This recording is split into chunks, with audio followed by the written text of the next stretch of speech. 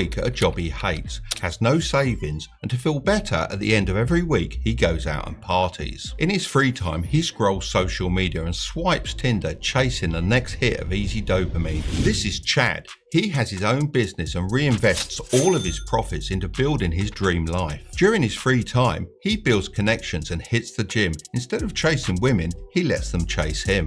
Ask yourself and be honest. Which one are you? For most people, it'll be somewhere between the two.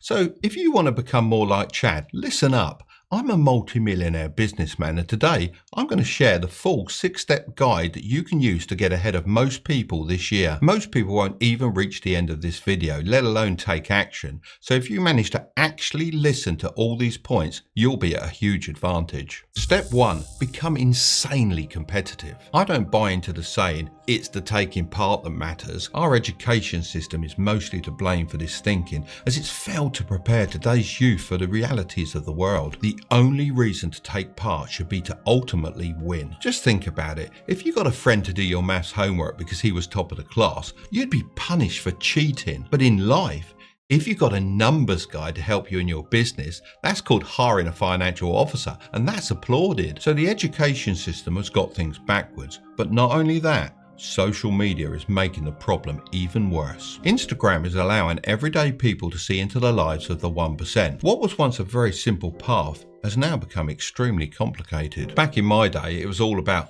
leaving school to get a job, which would allow me to buy a car, helping me to attract a woman, and after that, of course, buying a house and finally starting a family. Now, I veered off the path quite a lot as I chose to quit my job and start a business, but that was much rarer in my day. Nowadays, if a man isn't successful, then he's pretty much invisible.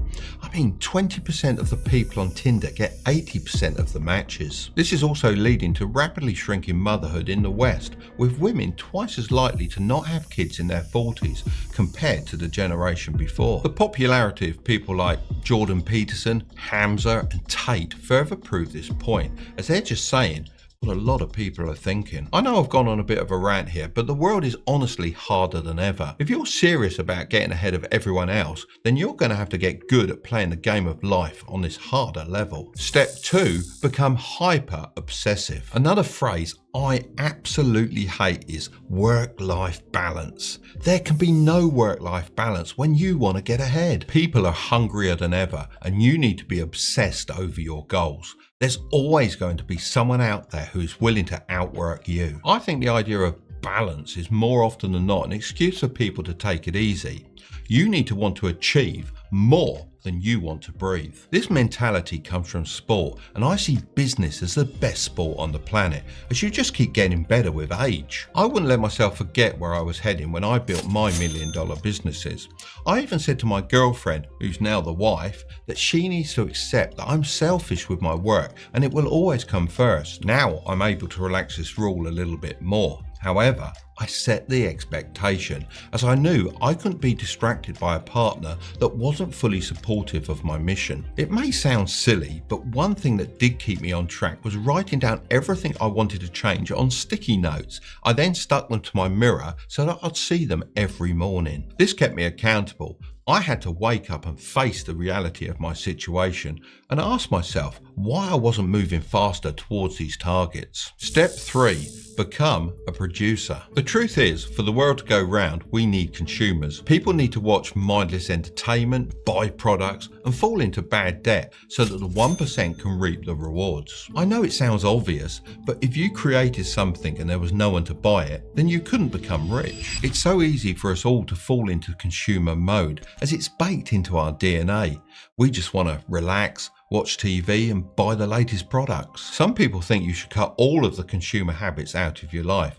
But to be honest with you, I find the whole monk mode movement a bit unrealistic and cringy. Monk mode consists of basic rules such as at least 10 minutes of daily meditation, no drugs or alcohol, and at least 30 minutes of daily exercise. Honestly, I've never put rules like this on myself. It would have just sucked all the joy out of life. However, I do agree with the principle. I like to think of it as a sliding scale, with producer on one end and consumer on the other. I've always aimed to slide my scale more towards the producer end of the spectrum. When I was younger, I gave up the things I wasn't too worried about, such as parties with people I wasn't that close to. Instead, I'd use that time to work on my product designs. Even if you're able to push your scale just a little bit towards the producer end, then you will get ahead of most people, as they aren't even aware they go through life fully on consumer mode. Step 4. Become better at asking questions. Lots of videos like this will say, find a mentor. However, they're very vague about how to actually do that. The secret lies in the questions you ask. When I was a kid, I loved model aeroplanes. I didn't stop asking my dad about them, so he took me to a model flying club. The members at the club loved my enthusiasm, and one of them, a successful businessman called David, took me under his wing. He would give me tips and tricks to make my models fly even better. I'd implement them, and then he'd give me even more the following week. As I got older, his advice slowly shifted into business tips, and I applied the same principles of listening and taking action. Right, there's something I want to clear up. There is such a thing as a bad question. Anyone that says otherwise is mistaken. Take this question, for example. Can I ask you for some advice? My Instagram messages are full of questions like this, and they never get a reply.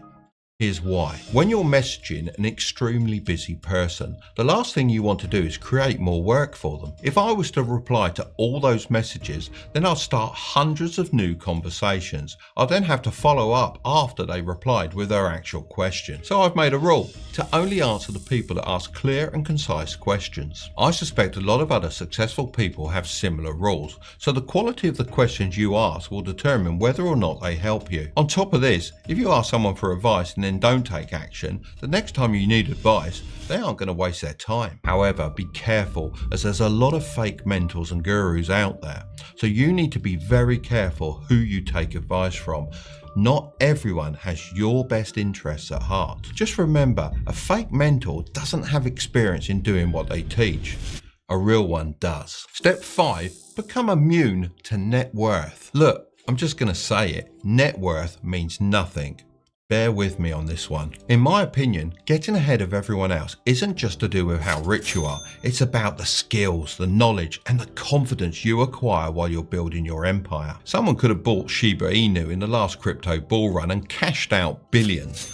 This doesn't mean they know anything useful and how to actually replicate that success. The exact same goes for lottery winners. They often lose all the money they won very rapidly, as they became rich because of a shortcut, not the skills that they developed. Some industries are much tougher than others. So, in many cases, an entrepreneur worth $10 million may actually be a better businessman than a Silicon Valley tech entrepreneur worth $100 million. This is why you really shouldn't be measuring yourself based on net worth. I understand why people do it. It's an easy way to compare success. However, there is much more to being ahead of everyone else than the size of your bank account. Step 6.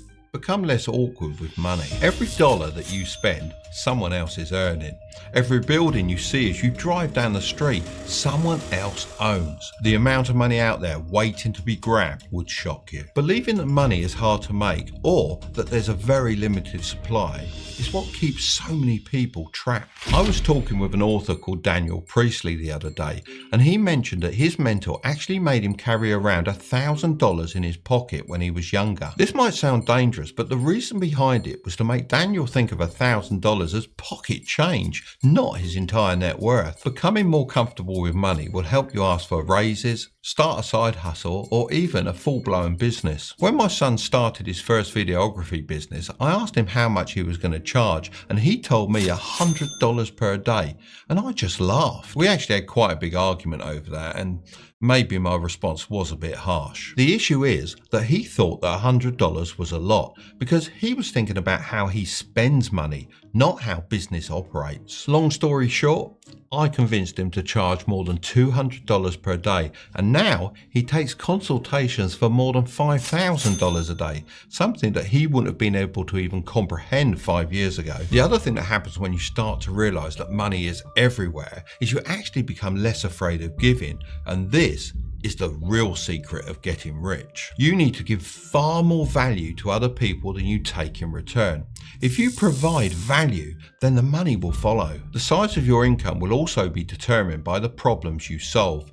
So, if you want to make big money, solve big problems. Look, if we go back to my flying days as a pilot, a 1-degree difference in the trajectory of a flight will put the plane in a completely different continent after a day of flying. The same is true for getting ahead of everyone else. Making a small adjustment now and sticking with it will mean that you end up in a far better place than you were originally heading. Well done for making it this far, and if you did, then leave a comment saying, "I'm in the club," so that others are confused.